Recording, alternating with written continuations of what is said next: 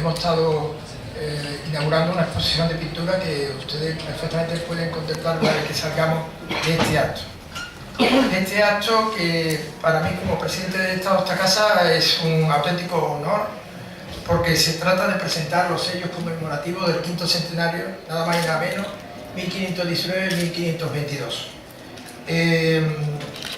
Quiero indicarles que la persona que ha estado conmigo constantemente diciéndome, presidente, esto hay que llevarlo adelante, el Ateneo tiene que estar ahí, y bien, es don Ángel Alberto Núñez Moreno, al cual le agradezco el trabajo, el esfuerzo, la dedicación y que estemos presentes aquí en este día.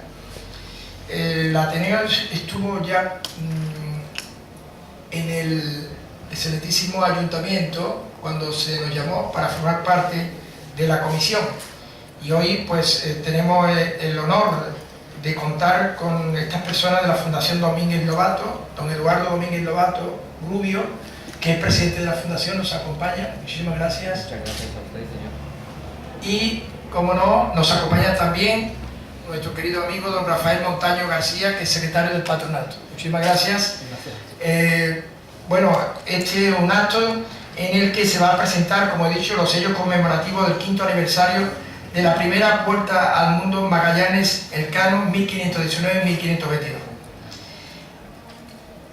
Es un auténtico lujo presentar estos sellos conmemorativos. Yo ya lo he dicho hace tiempo que me lo presentó don Ángel Alberto, y claro, todo esto se debe a los estudios que se están haciendo a través de diversos libros que todos hacen referencia al primer viaje alrededor del globo, descrito por don Antonio Pigafetta, que fue la crónica, como todos ustedes saben, en vivo, de la expedición Magallanes Elcano 1519-1522, que ha sido publicado en numerosísimas veces y por diferentes editoriales.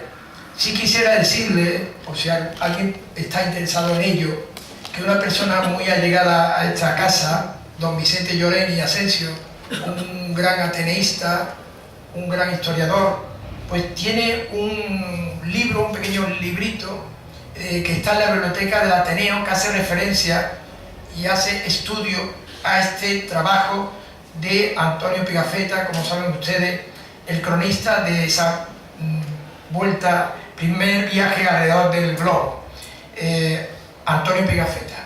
Bueno, pues don Vicente Lloreni tiene un trabajo muy adecuado para los estudiosos de este tema y pueden perfectamente hojearlo en la biblioteca de esta casa.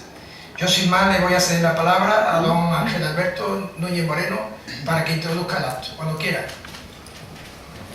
Gracias, señor presidente.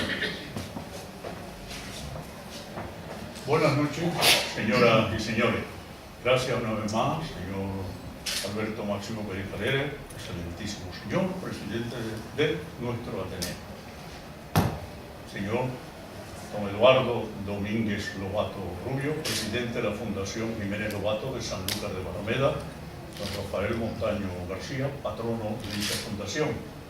Nuestro agradecimiento a todos los representantes de las diversas instituciones públicas y privadas que nos acompañan, personalidades de la historia, como don Osvaldo Arteaga, catedrático durante muchos años de historia, de prehistoria en nuestra universidad, su señora Ana también, dos arqueólogos de prestigio internacional, don Joaquín Revuelta, catedrático de Derecho de nuestra universidad, doña Purificación Benavente, presidenta del Hogar Canario, del cual me honro pertenecer por mis antepasados, compañeros ateneístas, amigos todos. Si hay alguien que no haya nombrado y esté presente, perdón, pero algunas veces también los presentadores nos equivocamos.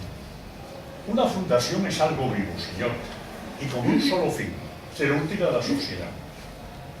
Toda fundación que pierda este rumbo, que pierda este camino, está fuera de lugar. Servir a la sociedad se puede hacer en muchas formas posibles.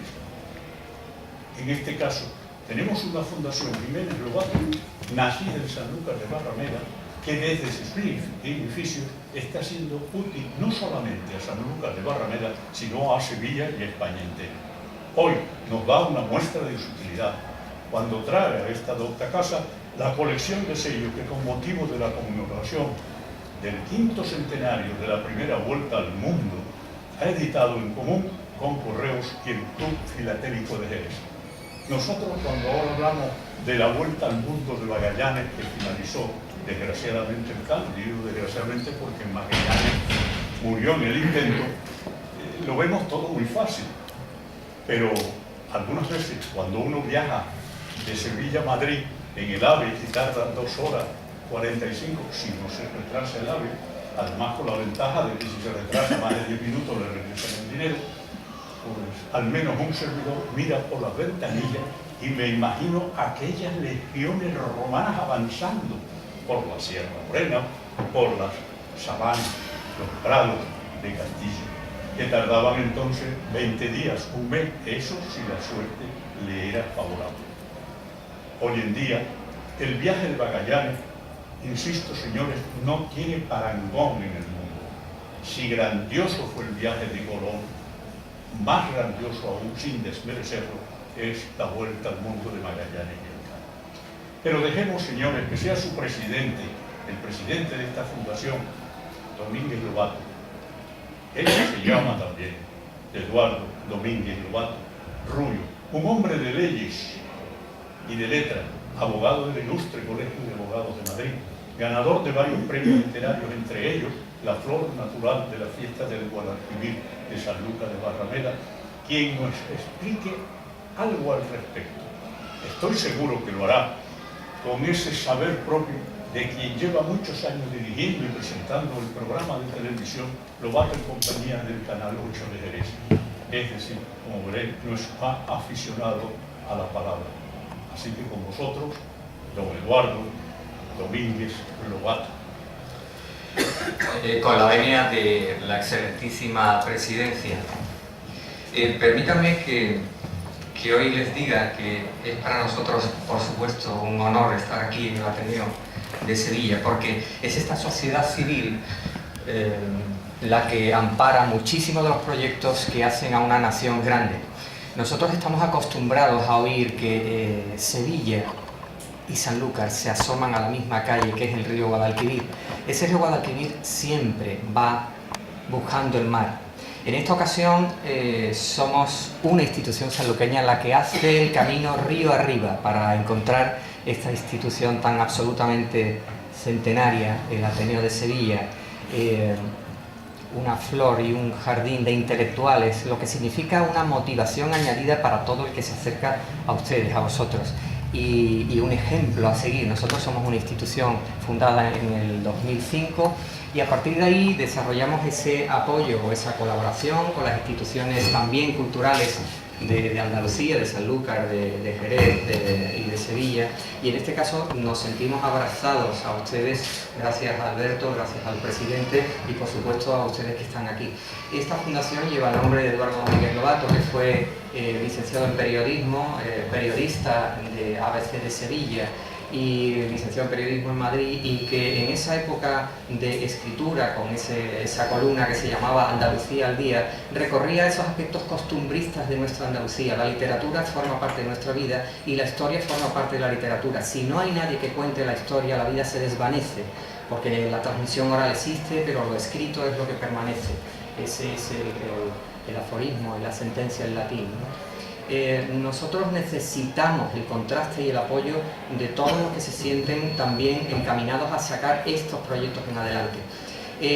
La conmemoración del 5º centenario de la primera vuelta al mundo puede significar para España, porque estamos hablando de un proyecto nacional, no solo de una historia de ciudades, capitales o pueblos, sino una historia de España, puede ser un absoluto revulsivo.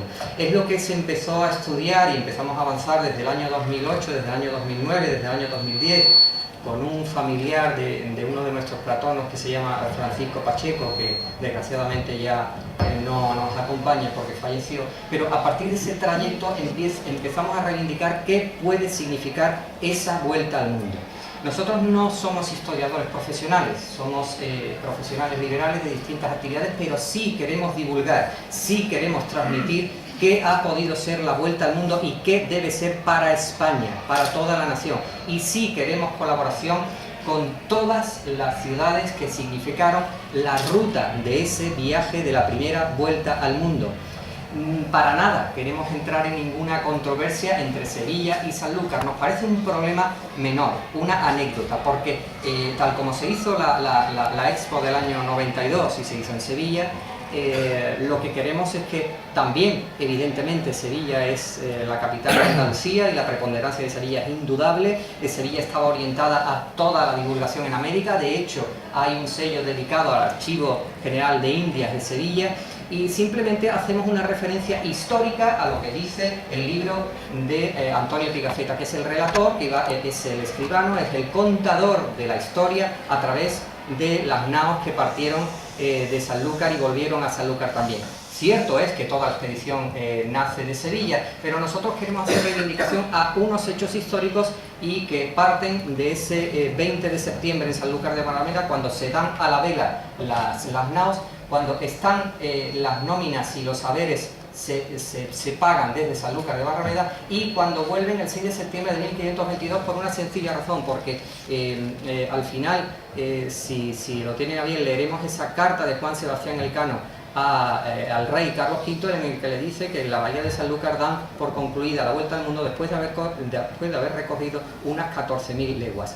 Lo que queremos decir es que esto es un proyecto por lo menos de toda Andalucía, y que si no nos unimos todos se nos escapará de las manos. El proyecto, y antes hemos hablado con algunos amigos, se trata de reconstruir una historia alrededor de las casas de cargadores de Indias, hacer un símil de lo que fue la Expo del 92, pero en un casco urbano, con un desarrollo de las casas de cargadores de Indias que, por las crisis inmobiliarias y por todo lo que ustedes saben que ocurrió a partir del 2008, están muchas abandonadas. Se trata de reconstruir eso, y se trata de reconstruirlo a través de la ayuda de esos países que forman parte de la ruta.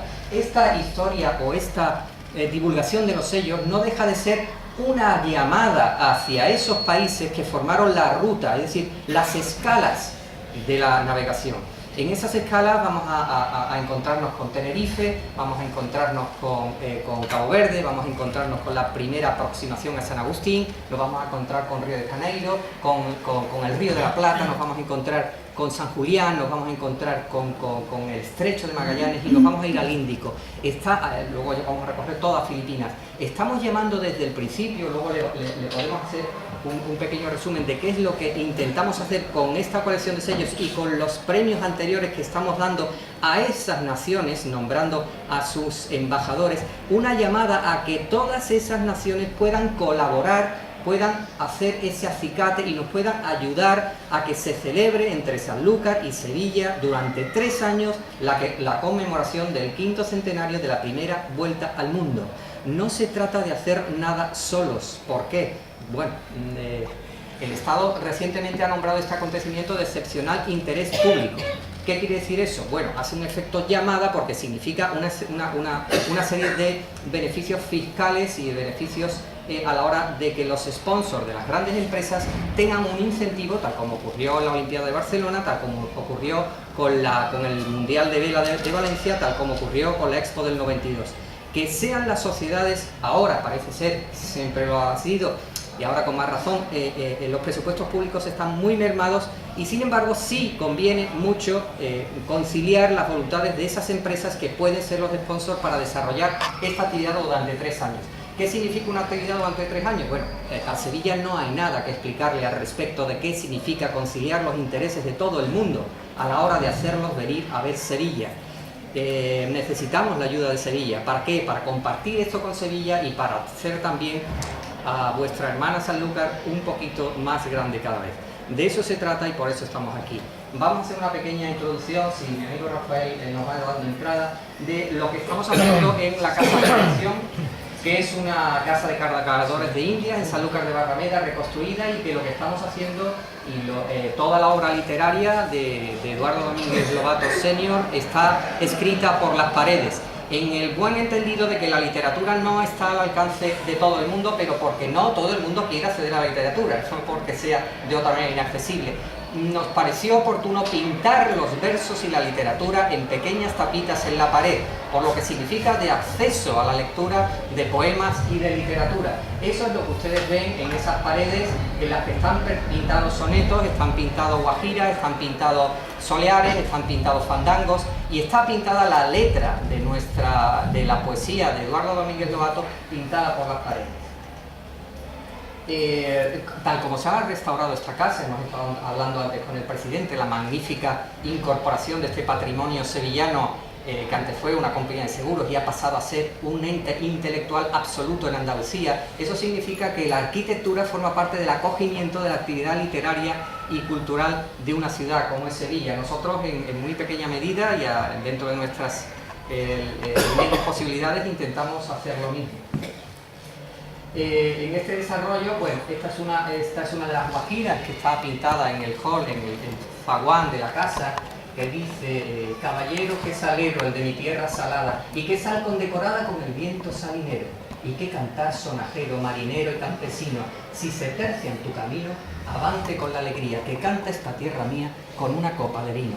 No deja de ser una llamada hacia lo que somos los andaluces, a lo que queremos los andaluces, y que no siempre somos una pandereta, ni una guitarrita simplemente, ni un cante. Somos eso, por supuesto, pero también somos mucho más. Y esto el Ateneo nos lo constata día a día y nosotros humildemente también nos queremos adherir a ello. Toda la poesía está encaminada en eso. Aquí vemos ese primer premio que se dio junto con el Círculo de Artesanos, otra entidad cultural de Sanlúcar de Barrameda, y se dieron los primeros premios a la cultura y a la historia, precisamente en esa ruta de los navegantes, en esa primera vuelta al mundo. En este caso invitamos, o se le dio el premio a las ciudades de Sabrosa y de Guetaria, las ciudades natales de Magallanes y de Juan Sebastián Elcano, en ese intento de aproximarnos a las rutas, a los personajes políticos.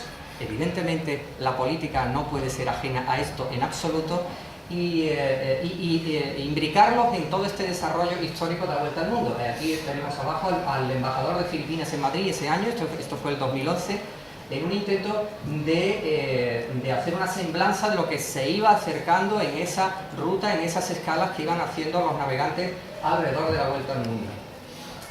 En este caso tenemos la recepción todos los años. Esa recepción de los invitados se hace en el Ayuntamiento de Sanlúcar de Barrameda. Toda actividad cultural y toda actividad de la sociedad civil, Ángel Alberto nos ha dicho efectivamente lo que significa una fundación sin ánimo de lucro, pero no puede ser desarropado de la actividad política nunca. Luego necesitamos el apoyo, por supuesto, de los que son representantes de los ciudadanos en todo momento y en las ciudades, más en un régimen constitucional y democrático como este. Aquí está la recepción de los premiados en ese salón del ayuntamiento, y don Sergio Romero, que era el embajador de Chile en España en ese año 2011. Un señor que también nos propuso una serie de colaboraciones con las rutas magallánicas, con la imbricación de toda la Patagonia y con ese sentido de hermanar a esos dos continentes tan lejanos. No en vano nos separan casi 15.000 kilómetros, que no es un asunto baladí, pero bueno, hay que deshacer distancias a la hora de proponer proyectos en común. Bueno, otra de las actividades, estos versos que están pintados en la pared, una vez al año hacemos una lectura de esos versos en el patio de la casa. El patio de la casa se convierte en una corrala, en un teatro, y en ese teatro y en esa corrala se leen versos, y la Fundación hace la lectura de versos por mujeres de distintos ámbitos profesionales y laborales, y cada señora, señorita, profesional, mujer, lee un verso de los que son patrimonio de la creación de Eduardo Domínguez Lobato de la Fundación. La Copa Davis, bueno, en una de las actividades también para copiar cuáles son los movimientos sociales que son importantes en España, tuvimos la posibilidad de, el año que ganó la Copa Davis la selección española de tenis, poder traer la ensaladera al patio de la Fundación. Bueno, eso en una capital no es tan trascendente, pero en una ciudad como Sanlúcar de Barrameda, poder tener la ensaladera, que no es simplemente la copa que se ve aquí, que es la que muerde Nadal generalmente cada vez que recibe un premio, sino que con todos los pisos. Es decir, que ustedes saben que la ensaladera es un trofeo de una cota importantísima en la que se rememora toda la historia de los ganadores de la Copa Davis. Bueno, esto es los actos culturales que vamos a estar viendo allí, y las escenas de las actividades sociales que tenemos. Este caso concreto es la recepción que nos produjo el buque Esmeralda de la Armada chilena cuando vino a Cádiz la última vez, ¿no? Y a partir de aquí pretendemos que la actividad cultural de la Fundación sea una imbricación de todas las actividades que pueden ser socialmente interesantes, y para eso contamos con los patronos y con las personas que son afines y cercanas a nuestra Fundación. Yo le voy a ceder la palabra a mi amigo y patrono Rafael Montaño para que a partir de ahí también siga un poquito con la actividad de la Fundación, pero Ángel Alberto, estamos a tu disposición. Bueno, creo que ya tenemos una idea muy aproximada a lo que es la fundación que él preside. Pero bueno, estamos aquí por una razón, tenemos que seguir estudiando, y mejor que eso nos lo puede decir don Rafael Montaño García, que al igual que don Eduardo, tiene comprobada su afición a la literatura, es colaborador en revistas, destaca su labor, cuidado, como director y productor del programa televisivo Café de Levante, más de 90 programas, en los cuales se abarca un perfil magnífico, desde cuestiones sobre el vino, la historia, la comida, que hoy llaman gastronomía, y todas las cosas que pueden componer la cultura de un pueblo. Él nos explicará, también apoyado por diapositiva, la razón de estar aquí en la Adulta Casa. Don Rafael. Bueno, pues muy buenas noches, señor presidente, amigo Alberto, mi amigo y presidente, don Eduardo Domínguez Lobato. Buenas noches a todos. Bueno, hemos dado un pequeño repaso, ¿verdad?, esa historia de la Fundación Domínguez Lobato de unos años atrás, pero también evidentemente está nuestro presente y nuestro futuro. Como bien ha comentado, son proyectos para la ciudadanía y proyectos de crecimiento personal. No es solamente el 5º centenario de la primera mundialización o circunnavegación, es más, es literatura, es poesía, es arte, es humanidades. Recuperamos ese café literario, esa tertulia, recuperamos un poco la prensa histórica, el papel antiguo, y ahí es donde entra un poco la función, bueno, en este caso la función mía y también la función de mis compañeros patronos que iremos viendo. En este caso, uno de los proyectos que estamos llevando a cabo desde Fundación Domínguez Lobato, y en este caso desde mi humilde persona, es la recuperación de la bibliografía antigua, libros antiguos. Tenemos dos bibliotecas muy importantes dentro de nuestra fundación. Una es la que se encuentra en la Casa Palacio, donde está la sede de la Fundación Domínguez Lobato, que es la biblioteca del arcipreste Francisco Rubio Contreras, bueno, con una exquisita colección de libros de teología y de filosofía, bueno, escolástica, esa filosofía, esa teología natural o revelada, ¿verdad? Una grandiosa colección de libros que nos muestra esa sapiencia de la filosofía del siglo XIX. También, evidentemente, la biblioteca de Domínguez Lobato, que sigue incorporando libros, en este caso de su padre, y sus libros, y de él personalmente, y que sigue engrandeciendo la bibliografía. Otra de las bibliotecas que también la componen es la biblioteca, en este caso mía, ¿no? La mía particular, que es una biblioteca que comprende los siglos XVIII, XIX y XX. Es una biblioteca donde podemos encontrar importantes oradores del siglo XIX, filosofía y política. Francisco Piri Margal, Emilio Castelar, bueno, los grandes conspicuos, ¿verdad?, del XIX, que dejaron historias políticas, historias sociales y comerciales de nuestra España. Y un proyecto muy interesante que estamos llevando a cabo es la recuperación de la prensa histórica. España es un país donde la prensa del siglo XIX fue riquísima. Prensa satírica, una prensa conservadora, prensa anarquista, prensa radical, prensa de derecha, de izquierda, de cualquier temática, prensa religiosa. Abarcó un crisol enorme de humanidades y de pensamientos que parece que ha quedado diluido en el tiempo y solamente o exclusivamente a pequeños reductos como archivos privados, bibliotecas y demás. Estamos recuperando libros, pero no solo no periódicos sueltos, sino todo lo que son volúmenes encuadernados. Estamos haciendo un estudio completo de esa prensa del siglo XIX. Aquí podemos ver algunas manchetas de esa prensa que tenemos perfectamente cuidada y encuadernada, como la Ilustración Republicana y Federal, un libro exquisito desde 1871 a 1872-73, en este caso de don Enrique Rodríguez Solís, encontramos la ilustración ibérica de Ramón de Molinas, encontramos la ilustración española y americana, ¿no? Yo creo que uno de los periódicos más importantes que siguió a la saga de esa prensa alemana y esa prensa centroeuropea que ya estaba bastante más establecida, en este caso de la mano del gaditano Abelardo de Carlos y Almansa, o en este caso la ilustración Periódico Universal de don Ángel Fernández. Es una pequeña muestra del amplio abanico de esa prensa encuadernada por fechas y por volúmenes en la que estamos trabajando, recuperándola del olvido, de la desidia y del abandono. Recuperamos el periódico, su encuadernación y queda perfectamente catalogado para el estudio. Otro de los proyectos que estamos llevando a cabo y que sigo llevando a cabo es el proyecto de la cromolitografía, que está dentro del papel antiguo. Somos amantes del papel antiguo. Y en este caso, desde mi humilde persona, puedo enseñar una colección importante que llevo desde muchísimos años haciendo, que es una colección de etiquetas vinateras, no la cromolitografía del siglo XIX. Está compuesta por unas 60.000 piezas. De esas 60.000 piezas podemos hablar entre 8 y 10.000 cromolitografías y litografías publicitarias con carácter para la vinatería, que son del siglo XIX. Piezas desde 1854 hasta comienzos del siglo XX y bien entrado el siglo XX. En este caso podemos ver algunas de esas joyas cromolitográficas que son las verdaderas artes gráficas de la publicidad del siglo XIX. Bodegas no solo de Sanlúcar, de Jerez o del Puerto o del marco del Jerez, sino también de Sevilla. Sevilla tuvo una riquísima cromolitografía de manos de importantes productores de aguardientes, anisados y licores establecidos en Casalla y en Constantina. Es un trabajo que todavía está virgen, está todavía por hacer, pero es digno de estudiar cómo las artes gráficas del momento ilustraban de una manera genial toda la historia social, económica, política, cultural e ilustrativa del siglo XIX y comienzos del siglo XX.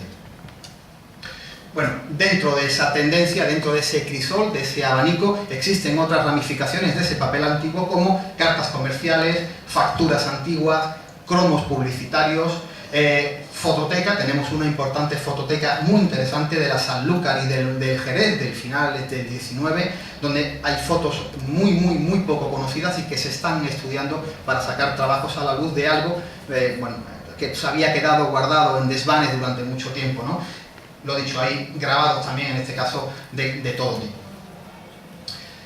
Como bien nos ha explicado nuestro amigo Ángel Alberto, llevamos dos áreas culturales importantes de radio y televisión. Uno está enclavado en Sanlúcar de Barrameda con el programa que yo llevo, que es Café de Levante, un programa de ámbito cultural, literario, artes y humanidades, que se lleva haciéndose desde hace algo más de tres años y algo si contamos con la radio. Y en este caso, para toda Andalucía, ¿no? Personajes importantes del mundo de la literatura, del mundo de la historia, de la arqueología, han pasado por nuestro plató de radio y de televisión enclavado en Sanlúcar para la provincia. Y en Jerez encontramos el programa de Lobato en compañía, de la misma temática y tendencia, donde desde Jerez y para el resto de Andalucía se sigue emitiendo, por supuesto, dentro del enclave de Fundación Domínguez Lobato, seguimos abarcando esa comunicación televisiva, y es una plataforma muy interesante, ya no solo para los que tienen una carrera y tienen un nombre, ¿no? Y permítanme, en el mundo de la historia, de la divulgación, de cualquier rama de las humanidades, sino también para esas personas, que las tenemos mucho en esta Baja Andalucía, que de manera altruista, incluso muchas veces sin tener un título en la pared, son capaces de estar en los archivos y de sacar trabajos espectaculares de cualquier índole, y después no encuentran una plataforma adecuada para poder presentarlo. Pues los programas desde Sanlúcar y desde Jerez es una plataforma muy interesante para que jóvenes y no tan jóvenes, historiadores e investigadores, puedan presentar libros de poesía, investigaciones, etcétera, etcétera. Dentro de Fundación Domínguez Lobato, y hemos hablado un poquito de esa comunicación, de ese papel antiguo, también existen otras ramificaciones. En este caso, nuestro patrono Rafael Pacheco Isla, ingeniero agrónomo y Premio Nacional de Agricultura de la Asociación de Científicos Españoles, que se encuentra hoy con nosotros en la sala. Es, como hemos dicho, ingeniero agrónomo, trabajos de investigación de las plantas, no solo de las plantas autóctonas de aquí, sino un trabajo muy concienzudo de la divulgación de la botánica, ¿no? Americanista, ¿no? Y por supuesto trabajos de recuperación de especies que están en peligro, ¿no? por plagas y por incidencias de este siglo XXI. Es un trabajo también muy interesante el que hace nuestro amigo Rafael Pacheco. También desde Sanlúcar, José María Hermoso Rivero, licenciado en Historia.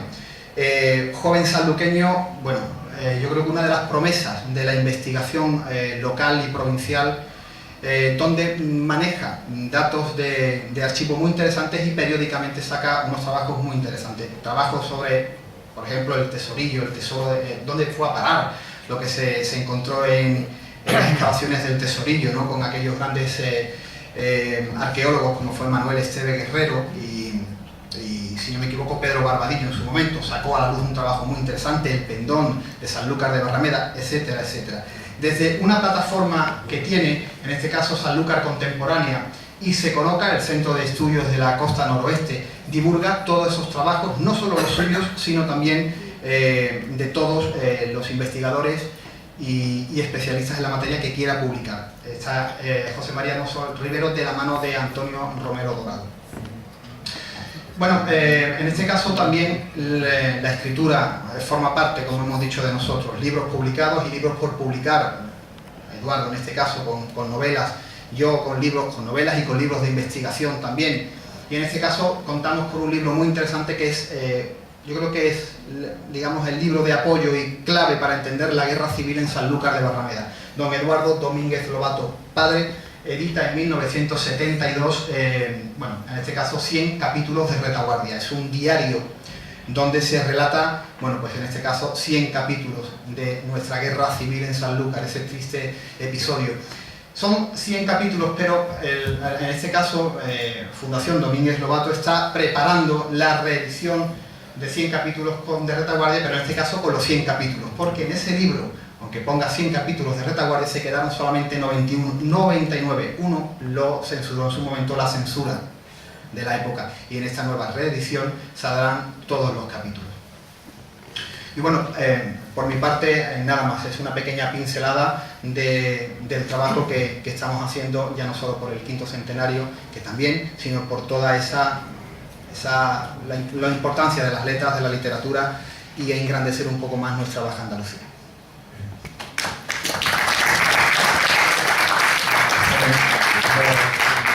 Como veréis, el trabajo no es óbice para que estos señores saquen el cuerpo y digan que están cansados. Es mucho trabajo el que tienen. Me parece a mí que les vamos a dar más trabajo todavía. Sobre todo, tenemos que pensar que cuando Magallanes dio esa primera vuelta al mundo, que desgraciadamente, insisto, no pudo terminar, se abrieron al mundo unas rutas comerciales importantes. Por eso no podían faltar hoy los señores máximos representantes del Colegio de Agentes Comerciales de Sevilla, don Miguel Arrebola y don Francisco Javier, que nos acompañan. Pero cuando veáis los sellos, vais a ver también arte. Es decir, no es solamente la importancia que tenga el sello en sí, sino a mí, desde el punto de vista de un hombre que no sabe de pintura, la verdad. Insisto, lo dije hace unos minutos, pero es una gran verdad, presidente. Una vez me puse a pintar la luna y me salió una zanahoria. Yo me he quedado de verdad maravillado cuando he visto la calidad de pintura, es decir, la estética de los sellos. Eso lo juzgará muy bien seguro don Antonio Almarza, catedrático de Bellas Artes, que es el presidente de nuestra sección de Bellas Artes. Y cuidado, uno de los pilares, presidente, ha sido, no sé si, menos mal que tengo un presidente que si me equivoco, uno de los pilares sobre los que se basa la elección del cartel de la cabalgata de los Reyes Magos de Sevilla. Es decir, ese cartel que veis publicado por ahí, que luego gana mucha importancia, puesto que ha representado la cabalgata de los Reyes Magos de Sevilla, ha sido elegido en parte gracias a la sabiduría de don Antonio. Y bueno, sigamos con nuestros sellos. Pero, un momento, no sois paciente, don Eduardo, que tengo que hacer dos preguntas a las personas. Cuidado, como dicen aquello, las personas humanas. Yo me he enterado que tanto tú, Eduardo, como Rafael han escrito unas novelas. El misterio es, ¿por qué razón te has ido a la Argentina por una novela? Por favor. lo más sucinto posible. Bueno, mi querido amigo, usted es americano de origen, usted sabe la riqueza que tiene el pueblo americano en la literatura, usted sabe también la nómina de premios Cervantes que hay de escritores centroamericanos y sudamericanos, y bueno, las colecciones siempre de poesía y de literatura han estado en casa desde toda la vida. Y por otra razón, hay muchas editoriales en Argentina, en Chile y en Centroamérica cuya primera página pone Madrid, Buenos Aires, México, Nueva York. Es decir, que en América, desde Madrid, hay un eje vertical que va de sur a norte por la distribución.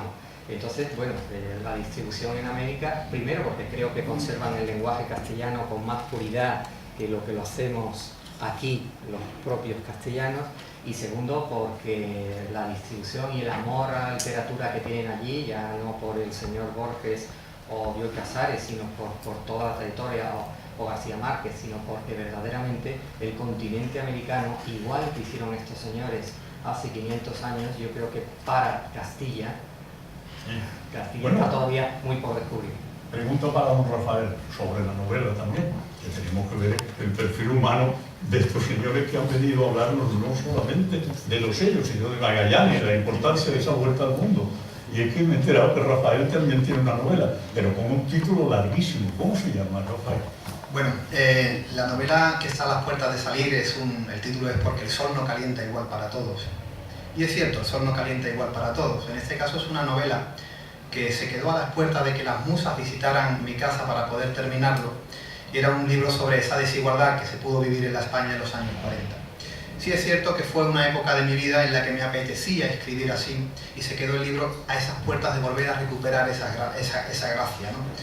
Pero también me aventuré a la investigación, y esa investigación me llevó a hacer un libro que a mí me resulta muy exquisito, y sobre todo porque es lo bonito de la estética de lo pequeñito, ¿verdad? Es un libro que se titula Pequeños negocios de antaño, ¿no?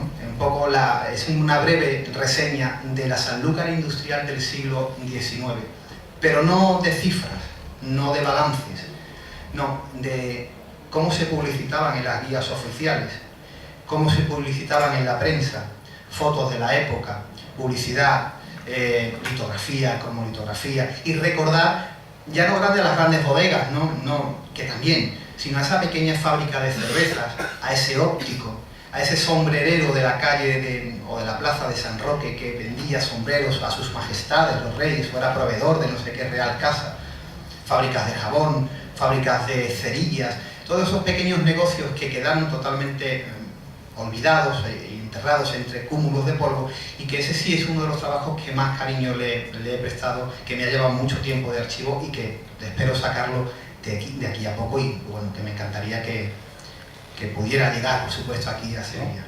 Aquí estamos para presentar la novela cuando salga. Bueno, Eduardo, venga, ese micro. Bueno, entramos en la presentación de los sellos propiamente dicha. Aquí tienen ustedes el mapa mundi, evidentemente. Con los puntos negros están marcadas las escalas rigurosas del viaje. El viaje aparece relatado minuciosamente por Antonio Pigafetta en este libro, como el excelentísimo presidente ha lanzado antes, Primer viaje en torno del globo de Antonio de Pigafetta. Aquí nos cuenta a modo de diario qué se iba haciendo en la expedición, qué anécdotas se encontraba, qué ocurría, los motines, las trifulcas entre esas naos tan pequeñitas, esos 235 marineros que partieron, y todas esas vicisitudes se van contando y se va trasladando al lector esa no solamente aventura, esa tragedia, esa locura humana que se vivió durante estos 3 años, hasta que volvieron a esa bahía de Sanlúcar y posteriormente a Sevilla el 6 de septiembre de 1522. Toda esa hazaña, esa historia está contada en este libro, y nosotros lo que pretendemos es, a través de ese mapa mundi, atraernos a todas esas culturas, a todos esos pueblos, a todas esas idiosincrasias, a todas esas maneras de pensar, para utilizarlos y meterlos como colaboradores en esa celebración de la primera vuelta al mundo. Y los sellos que pretenden hacer Claro que es una edición de coleccionista, es una edición rigurosa, es una edición recordatoria, es una edición ilustrativa, pero también es una edición reivindicadora. Es como cuando uno lanza esa botellita con el mensaje a la mar para esperar si tiene respuesta o no, si llega a algún sitio. Pretendemos que todas estas escalas, todas estas ciudades, todos estos países contribuyan porque tienen su sello y es su patrimonio, en este caso inmaterial, a la hora de colaborar con Sevilla y con Sanlúcar en la primera vuelta al mundo. Todos somos partes de la primera vuelta al mundo a la hora de unificarnos entre Sanlúcar y Sevilla en ese 2019 que lo tenemos ya estamos casi en año nuevo, a un año vista. Los puntos negros, como les decía, aparecen las escalas, y los triángulos negros son los avistamientos, es decir, lo que la flota vio a una cierta distancia una vez que iban recorriendo los mares, y que Pigafetta dicen, estamos en este puerto, lo identificamos como tal, estamos en el Cabo de San Agustín, pero no fondean allí. Pero también es digno de hacer mención en los sellos. ¿Por qué? Porque son partes del mundo, son partes de ciudades, son partes de culturas, son partes de población humana que fueron avistadas y merecen la pena estar en la colección porque forman parte de la historia. Da lo mismo que hicieran escala allí o no, pero se citan en el libro y se dice quiénes podían ser esas personas y cuál era el portulano o la identificación de la costa que iba viendo la expedición. Por eso, tanto los sellos aparecen en las zonas de las escalas propiamente dichas como también los avistamientos. La primera edición, esta edición evidentemente se va a ir haciendo con los años para que se termine una vez comenzado el año 2019, es decir, estamos lanzando sellos de estos avistamientos y de estas escalas cada 2 meses, con el ánimo de que poder comunicarles a las ciudades donde que vamos a editar los sellos, se le manda también a la Armada Española, se le manda a las embajadas, para que cada uno tenga noticia de que desde un lugar de Andalucía, desde Sevilla o desde Sanlúcar, se están lanzando estos sellos de cara a hacer esa llamada colaborativa para que cada uno vea en su sello su bandera. Y la bandera es que esto es una conmemoración de todo el mundo. Muchas veces se ha dicho que, bueno, que Cabo Cañaveral es una representación geofísica de lo que puede ser la salida al espacio del hombre. Esta vuelta al mundo no deja de ser sino otra expedición similar a cuando el hombre fue a la luna. Hay muchas palabras para identificarlas. Hay asociaciones que dicen circunnavegación, otros que dicen globalización, y nosotros la hemos denominado, si eres tan amable, pasar el primer sello, primera mundialización, porque la globalización supone un ámbito de unión con un pueblo. La globalización supone una primera aproximación, la circunnavegación es simplemente dar la vuelta a algo, pero la mundialización es compartir sociedad, política, economía, cultura, idiosincrasia, y nosotros creemos firmemente que el calificativo es de primera mundialización, porque lo que hace es poner el mundo en la palma de la mano.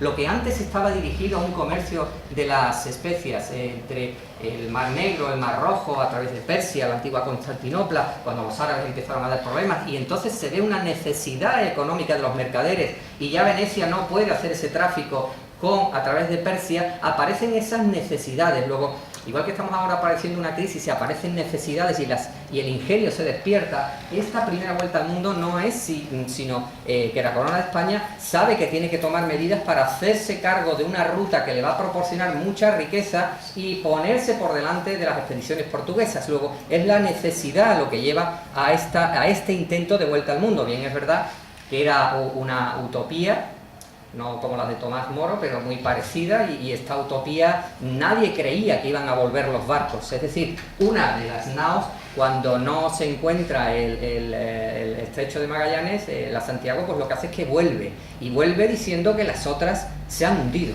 Precisamente lo que vuelve es diciendo, esto no es posible, yo me vuelvo, seguro que los otros se van a perder, y vuelve diciendo que la expedición ha fracasado. Sorpresa la suya cuando 2 años después aparece la nao Victoria por ese horizonte de la bahía de Sanlúcar de Barrameda y dice que efectivamente sí encontraron el estrecho de Magallanes. No era el río de la Plata, tuvieron que bajar un poquito más abajo, pero sí apareció el estrecho de Magallanes, sí apareció el Índico, y sí, navegando hacia el occidente, pudieron volver por el oriente, cosa que no se había hecho hasta esa fecha. Este primer sello lo que hace es decir, efectivamente, el primero que la vuelta le dio bajo el mapa mundi de ese siglo XVI, la salida de Sanlúcar el 20 de septiembre del 19 y la llegada el 6 de septiembre del 22.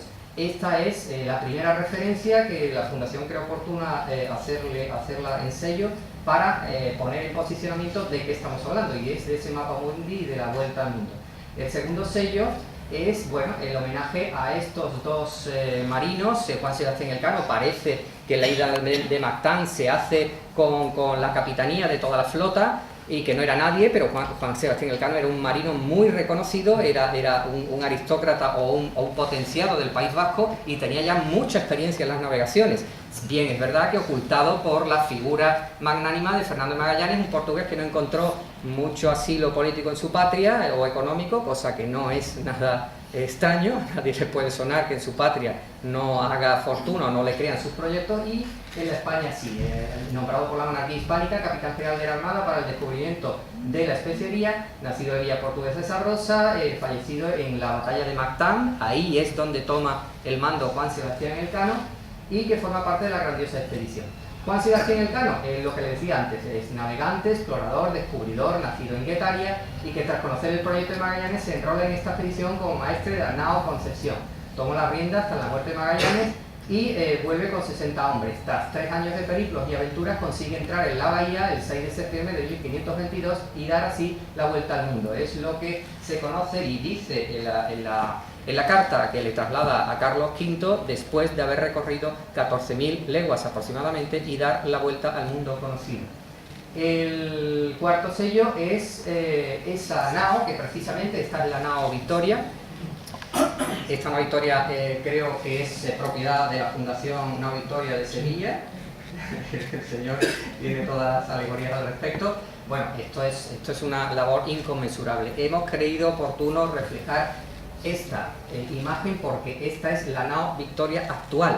Esta es la réplica también afectada por la broma, es decir, por ese gusanito que se iba comiendo la madera a lo largo de los años de la expedición. Pues esta nao Victoria también se la está comiendo la broma, porque también tiene muchas labores de reparación, y en contacto con la Fundación parece que en gastos de mantenimiento y reflotación no son precisamente escuetos ni pequeños, ¿no? Bueno, pues en una de las visitas al puerto de Bonanza se hizo esta foto y se conmemora esa llegada el 6 de septiembre con la réplica de la nao Victoria, que sigue navegando por los mares del mundo, siendo bandera y marca de España en todos los puertos allende los mares, ¿no? El siguiente sello, bueno, esta es la foto o el grabado, lo que decía Ángel Alberto, esa reproducción del arte de aquella época, sello dedicado a la nao Victoria, imagen de grabado, navío oceánico de la primera escuadra de la monarquía hispánica, y que pertenece a la ruta de las especias. Peso 85 toneladas, 28 metros de eslora, que eso es que evidentemente para meter ahí a 50 hombres, ustedes pueden hacerse una idea. 7,5 metros de manga, que eso es un salón ancho, eso es verdaderamente escueto a la hora de navegar. Cruz con gavias en trinquete y mayor y mesana latina, construido en el castillo de Zarauz. Se dice que su nombre proviene de la iglesia de Santa María de la Victoria de Triana en Sevilla.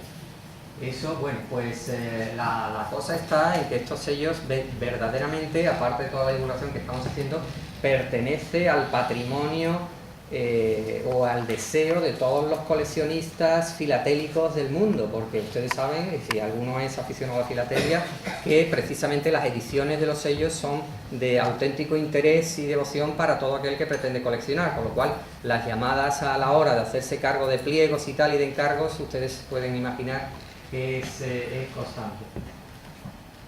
Bueno, y aquí tenemos el archivo de Indias de Sevilla.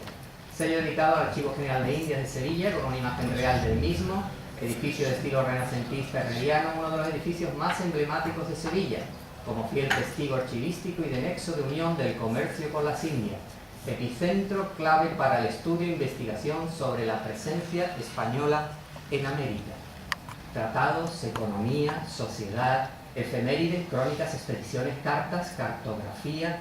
Se creó como Archivo de Indias en 1785 bajo el mandato del rey Carlos III, concebido para centralizar toda la documentación referente a la administración de las colonias españolas de América. Y este dato, 43.000 legajos, unos 80 millones de páginas y 8.000 mapas y dibujos. Es decir, es lo que les decíamos antes. Poco importa si la expedición salió de un sitio o de otro. Nosotros defendemos por los documentos que aparecen aquí la salida de Sanlúcar. El origen, evidentemente, está en Sevilla. Y Sevilla es la preponderancia de Andalucía. Y por ese Betis, toda la bajada de la flota con Magallanes al frente, aunque Magallanes se incorpora a la expedición en Sanlúcar de Barrameda después de haber otorgado días antes testamento en Sevilla. Quiere decir que sin Sevilla no existiría toda esta epopeya y que quien haga un intento de una rivalidad entre dos ciudades, yo creo que ni es el momento, ni es la ocasión, ni es oportuno, ni es fructífero, ni nos llevaría a nada. Nos tenemos que centrar en que el Estado español o otorgue presupuesto o cree la comisión conveniente y desarrolle este proyecto de nación, porque al fin y al cabo esto es marca España, y esto lo que nos hará es que afluencia durante 3 años de tantísima gente que está deseando un motivo cultural, histórico o de aventuras para visitar o Sevilla o Sanlúcar de Barrameda. El vino de Jerez, la expedición iba cargada de vino viejo de Jerez.